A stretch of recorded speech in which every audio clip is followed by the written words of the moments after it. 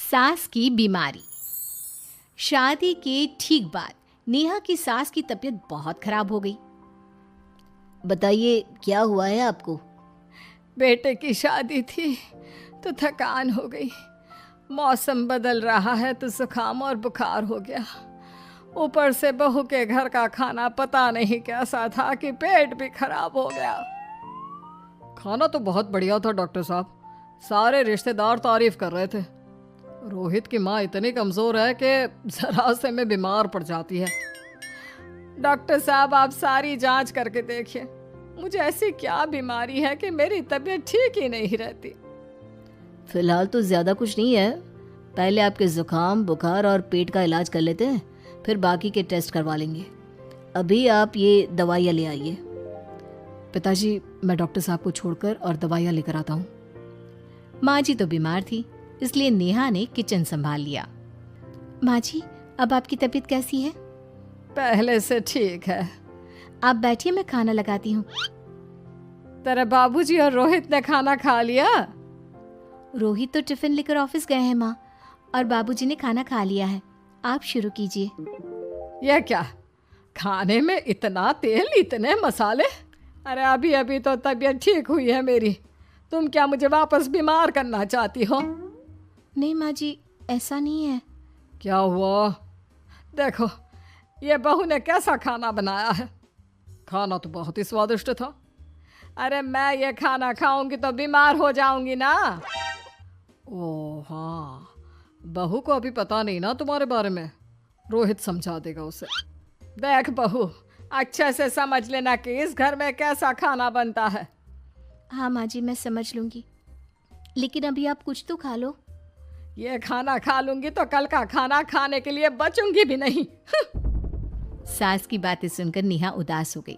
उसने रोहित के घर आती ही उससे माँ जी के खाने के बारे में पूछा। आज माँ जी ने मुझे खाने के लिए बहुत बुरा भला कहा।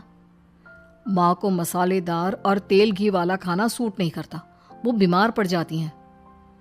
ऐसी क्या बीमारी है माँ जी को? पता नहीं, आज तक कई डॉक्टरों को दिखाया, कितने टेस्ट करवाए, लेकिन कोई बीमारी पकड़ में ही नहीं आई। नेहा को कुछ समझ में तो नहीं आया, लेकिन उसने अपनी सास के हिसाब का खाना बनाना सीख लिया। माँ जी आज तो खाना ठीक है ना? खाना तो ठीक है, लेकिन ये मुआ रेडियो क्यों चल रहा है इतनी तेज आवाज में? वो माँ जी मैं अकेले काम करते करते बोर हो रही थी ना, तो टाइम पास करने के लिए चला दिया। तेरा इस टाइम पास के चक्कर में मेरा सर दर्द से फटने लगा है। तेज आवाज से मुझे माइग्रेन हो जाता है। सॉरी माँ जी, मुझे पता नहीं था। तुम्हें जब तक सब पता चलेगा तब तक मैं तो भगवान के पास ही पहुंच जाऊंगी। नहीं नहीं, ऐसा मत कहिए ना माँ जी। अब मैं कहीं भूख से ही ना मर जाऊं। खाना मेरे कमरे में रख दो। बेचारी नेहा, उस दिन उसे बहुत दुख हुआ। नेहा तुम रो क्यों रही हो? आज माँ जी ने मुझे बहुत बुरा भला कहा, मैं तो सिर्फ रेडियो सुन रही थी। ओहो, तुम माँ की बातों का बुरा मत मानो, उन्हें तेज आवाज से सर दर्द होने लगता है, दर्द की वजह से बोल दिया होगा कुछ।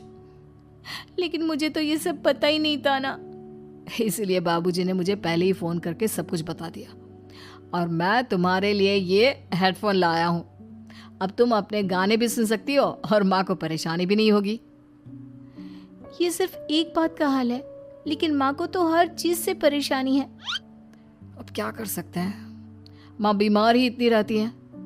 लेकिन माँ को ऐसी कौन सी बीमारी है?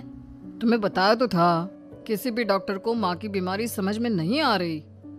अब तुम भी ये सब सोचना छोड़ दो, ये हेडफोन लो और अपने पसंद के गाने सुनो। रोहित के गिफ्ट से नेहा की एक परेशानी तो दूर हो गई, लेकिन उसके मन में कई सवाल खड़े हो गए। आज मैं देर से उठाऊं या तुम जल्दी उठ गई?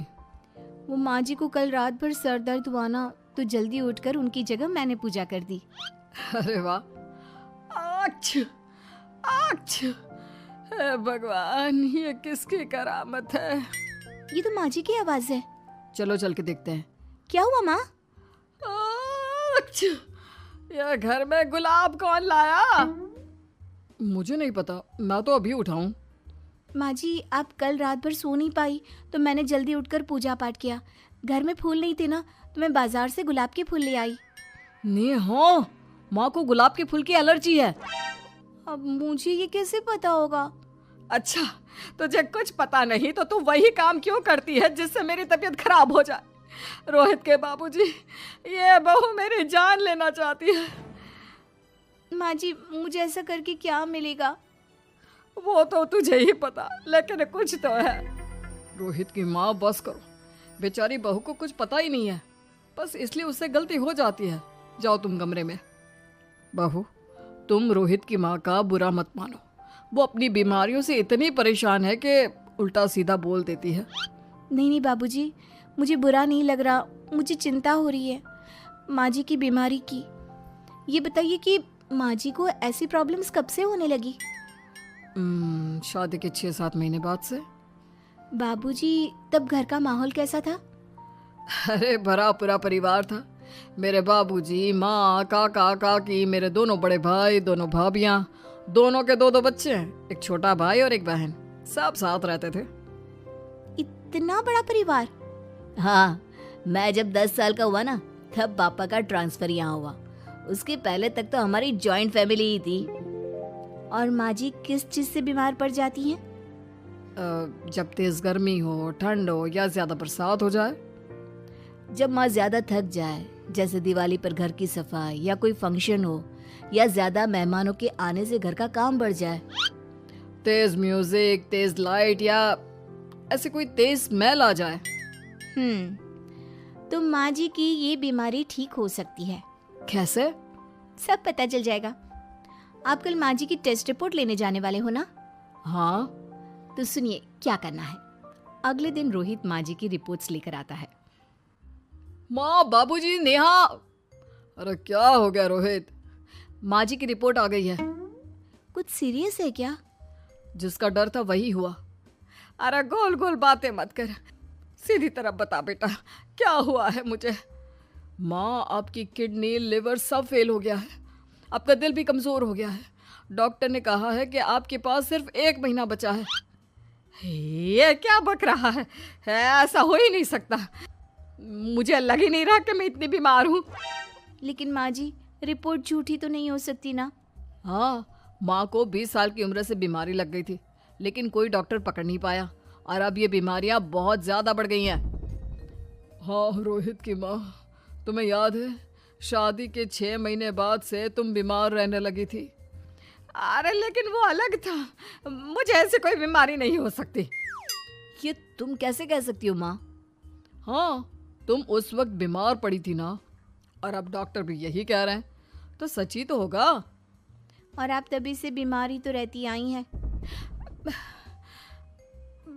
अरे लेकिन तब मैं बीमार थी ही नहीं। क्या मतलब? अरे तब मैं बीमारी का नाटक करती थी, मुझे कुछ नहीं हुआ था। ये क्या बोल रही हो? हाँ, घर में इतने सारे लोग थे और सबसे छोटी बहू मैं थी, तो सारा काम मुझे करना पड़ता, इसलिए काम से बचने के लिए मैं नाटक करने लगी। लेकिन आपको अभी भी वही बीमारियां होती है ना माँ? हाँ, अगर नाटक था तो ये प्रॉब्लम तुम्हें अभी क्यों होती है? इसका जवाब मैं देती हूँ। माँ जी कई महीनों तक नाटक करती रही, इसलिए इनके दिमाग ने धीरे धीरे इस झूठ को सच मान लिया और इनका दिमाग उन बीमारियों का एहसास कराने लगा। हैं? ऐसे भी होता है क्या? हाँ माँ जी, इसे प्लेसिबो इफेक्ट कहते हैं। जब आप बात बात पर बीमार पड़ने लगी तो मैंने अपने मामा से बात की जो एक साइकोलॉजिस्ट है। उन्होंने बताया मुझे। तो ये रिपोर्ट्स? मैंने झूठी रिपोर्ट बनवाई थी नेहा के कहने पर, ताकि आप सच बताएं। यानी मुझे कुछ नहीं हुआ? नहीं माँ जी, और आपकी इस प्रॉब्लम का भी सोल्यूशन है। हम किसी अच्छे साइकोलॉजिस्ट को दिखाएंगे और आप जल्द ही ठीक हो जाएंगी। वाह बहू, मैंने तुझे इतना भला बुरा कहा और तूने मेरी जिंदगी भर की तकलीफें दूर कर दी। थैंक यू और सॉरी बहू। अरे मुझे भी तो सॉरी कहो, पूरी जिंदगी तुम्हारी सेवा की है, वो भी झूठ मूठ की बीमारी के लिए। हाँ हाँ, आप भी माफ कर दो मुझे, बस सॉरी। तो इस तरह नेहा ने अपनी सास की बीमारी पकड़ भी ली और ठीक भी कर दी।